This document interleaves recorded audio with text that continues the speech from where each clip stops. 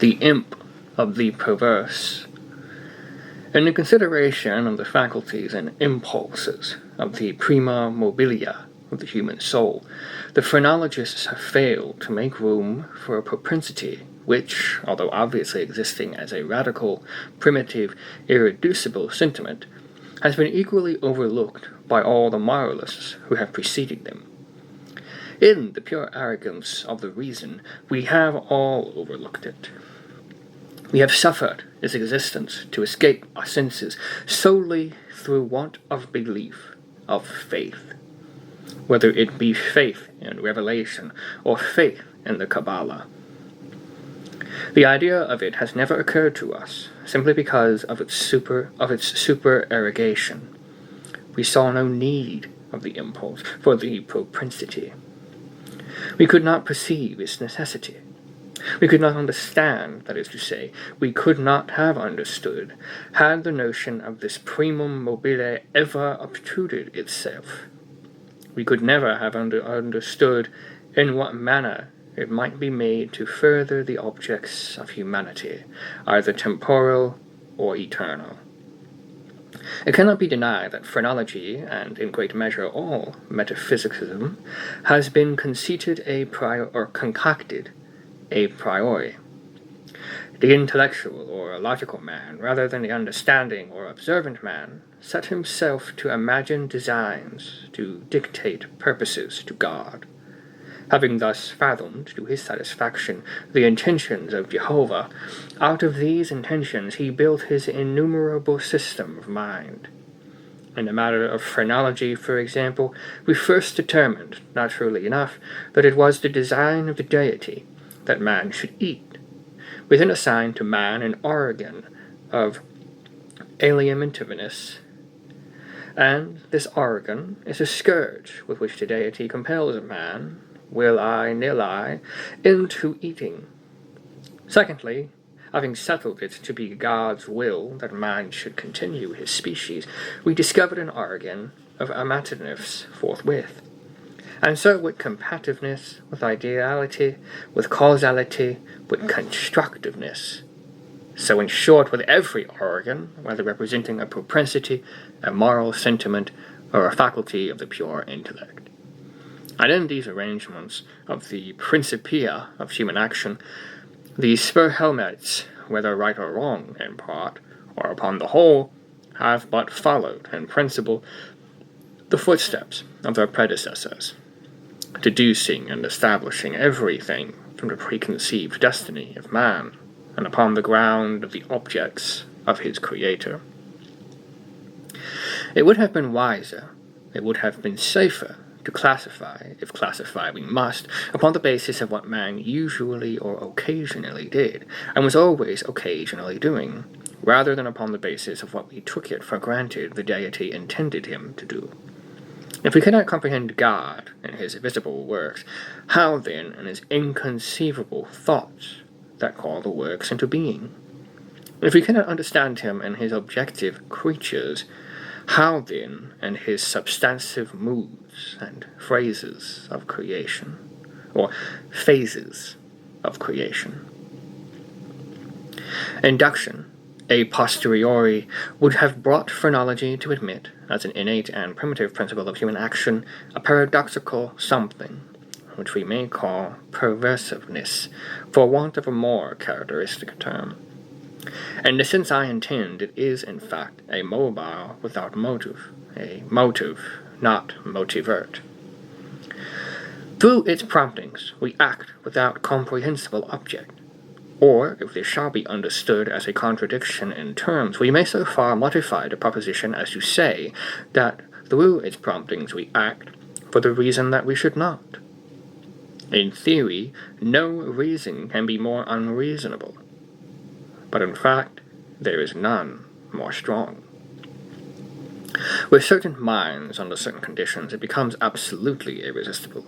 I am not more certain that I breathe than that the assurance of the wrong or error of any action is often the one unconquerable force which impels us, and alone impels us, to its prosecution. Nor will this overwhelming tendency to do wrong for the wrong's sake admit of analysis or resolution into ulterior elements. It is a radical, a primitive impulse, elementary. It will be said, I am aware, that when we persist in acts because we feel we should not persist in them, or our conduct is but a modification of that which ordinarily springs from the competitiveness of phrenology. But a glance will show the fallacy of this idea. The phrenological combativeness has for its essence the necessity of self-defense. It is our safeguard against injury. Its principle regards our well-being, and thus the desire to be well is excited simultaneously with its development. It follows that the desire to be well must be excited simultaneously with any principle which shall be merely a modification of combativeness. But in the case of that something which I term perversiveness, the desire to be well is not only not aroused, but a strongly antagonistical sentiment exists. An appeal to one's own heart is, after all, the best reply to the sophistry just noticed. No one who trustingly consults and thoroughly questions his own soul will be disposed to deny the entire radicalness of the propensity in question. It is not more incomprehensible than distinctive.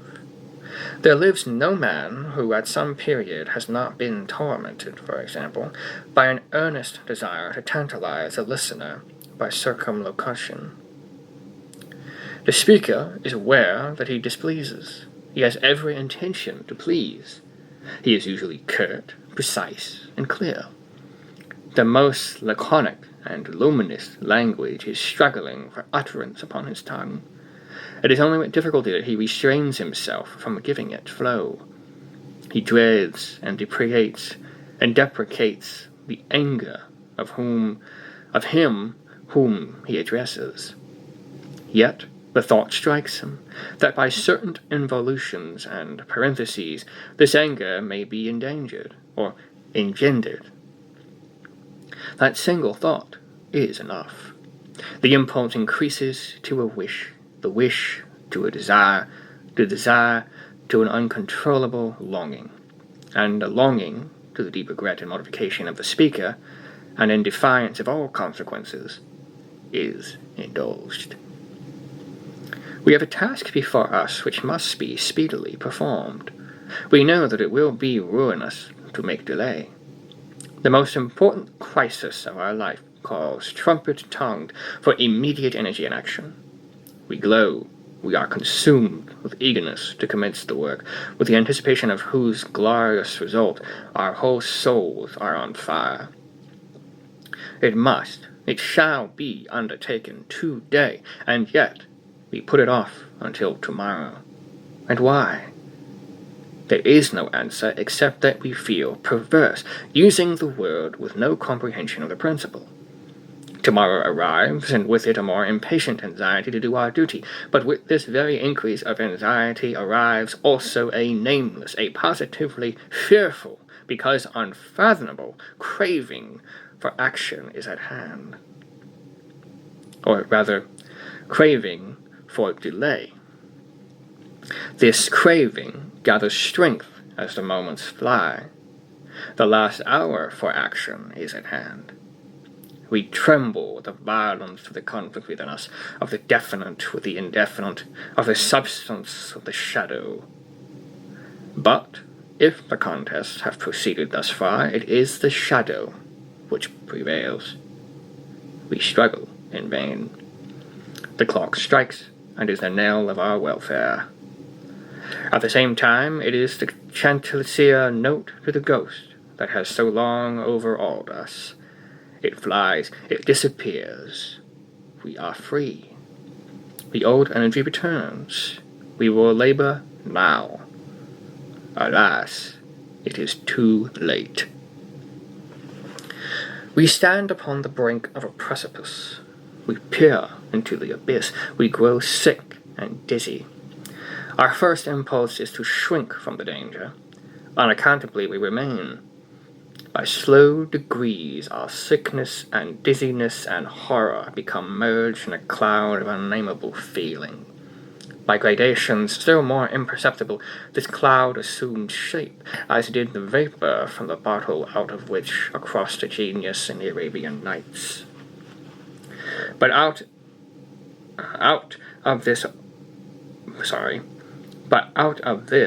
our cloud upon the precipice edge, there grows into palpability a shape far more terrible than any genius or any demon of a tale, and yet it is but a thought, although a fearful one, and one which chills the very marrow of our bones with the fierceness of the delight of its horror. It is merely the idea of what would be our sensations during the sweeping precipitancy of a fall from such a height. And this fall, this rushing annihilation, for the very reason that it involves that one most ghastly and loathsome of all the most ghastly and loathsome images of death and suffering which have ever presented themselves to our imagination, for this very cause do we now the most vividly desire it. And because our reason violently deters us from the brink, therefore do we the most impetuously approach it. There is no passion in nature so demonically impatient as that of him who, shuddering upon the edge of a precipice, thus meditates a plunge. To indulge for a moment in any attempt at thought is to be inevitably lost, for reflection but urges us to forbear, and therefore it is, I say, that we cannot. If there be no friendly arm to check us, or if we fail in a sudden effort to prostrate ourselves backward from the abyss, we plunge and are destroyed. Examine these and similar actions as we will, we shall find them resulting solely from the spirit of the perverse. We perpetrate them merely because we feel that we should not. Beyond or behind this, there is no intelligible principle, and we might indeed deem this perversiveness a direct instigation of the arch-fiend, were it not occasionally known to operate in furtherance of good. I have said thus much, that in some measure I may answer your question, that I may explain to you why I am here, that I may assign to you something that shall not have at least the faint aspect of a cause for my wearing these fetters, and for my tenanting this cell of the condemned. Had I not been thus prolix, you might either have misunderstood me altogether, or with the rabble have fancied me mad. As it is, you will easily perceive that I am one of the many uncounted victims of the imp of the perverse. It is impossible that any deed could have been wrought with a more thorough deliberation. For weeks, for months, I pondered upon the means of the murder. I rejected 1,000 schemes because their accomplishment involved a chance of detection. At length, in reading some French memoirs, I found an account of a nearly fatal illness that occurred to Madame Pelou, through the agency of a candle accidentally poisoned. The idea struck my fancy at once. I knew my victim's habit of reading in bed. I knew, too, that his apartment was narrow and ill-ventilated. But I need not vex you with impertinent details. I need not describe the easy artifices by which I substituted, in his bedroom candle-stand, a wax light of my own making for the one which I there found. The next morning he was discovered dead in his bed, and the coroner's verdict was death by the visitation of God. Having inherited his estate, all went well for me for years. The idea of detection never once entered my brain. Of the remains of the fatal taper I had myself carefully disposed. I had left no shadow of a clue by which it would be possible to convict or even to suspect me of the crime. It is inconceivable how rich a sentiment of satisfaction arose in my bosom as I reflected upon my absolute security. For a very long period of time I was accustomed to revel in this sentiment. It afforded me more real delight than all the mere worldly advantages accruing from my sin. But there arrived at length an epoch from which the pleasurable feeling grew, by scarcely perceptible gradations, into a haunting and harassing thought. It harassed because it haunted. I could scarcely get rid of it for an instant. It is quite a common thing to be thus annoyed with the ringing in our ears, or rather in our memories, of the burthen of some ordinary song, or some unimpressive snatches from an opera. Nor will we be the less tormented if the song in itself be good, or the opera air meritorious. In this manner, at last, I would perpetually catch myself pondering upon my security, and repeating in a low undertone the phrase, "I am safe."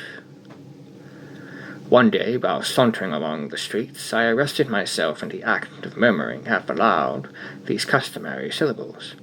In a fit of petulance, I remodeled them thus: "I am safe, I am safe, yes, if I be not fool enough to make open confession." No sooner had I spoken these words than I felt an icy chill creep to my heart. I had had some experience in these fits of perversity, whose nature I have been at some trouble to explain, and I remembered well that in no instance I had successfully resisted their attacks. And now my own casual self-suggestion that I might possibly be fool enough to confess the murder of which I had been guilty confronted me, as if the very ghost of him who I had murdered, and beckoned me to death. At first I made an effort to shake off this nightmare of the soul. I walked vigorously, faster, still faster. At length I ran. I felt a maddening desire to shriek aloud. Every succeeding wave of thought overwhelmed me with new terror, for, alas, I too well understood that to think, in my situation, was to be lost. I still quickened my pace. I bounded like a madman through the crowded thoroughfares. At length the populace took the alarm and pursued me. I felt then the consummation of my fate. Could I have torn out my tongue, I would have done it. But a rough voice resounded in my ears. A rougher grasp seized me by the shoulder. I turned. I gasped for breath. For a moment I experienced all the pangs of suffocation. I became blind and deaf and giddy, and then some invisible fiend, I thought, struck me with his broad palm upon the back. The long-imprisoned secret burst forth from my soul. They say that I spoke with distinct enunciation, but with marked emphasis and passionate hurry, as if in dread of interruption before concluding the brief but pregnant sentences that consigned me to the hangman and to hell. Having related all that was necessary for the fullest judicial conviction, I fell prostrate in a swoon. But why shall I say more? Today I wear these chains and am here. Tomorrow I shall be fetterless. But where?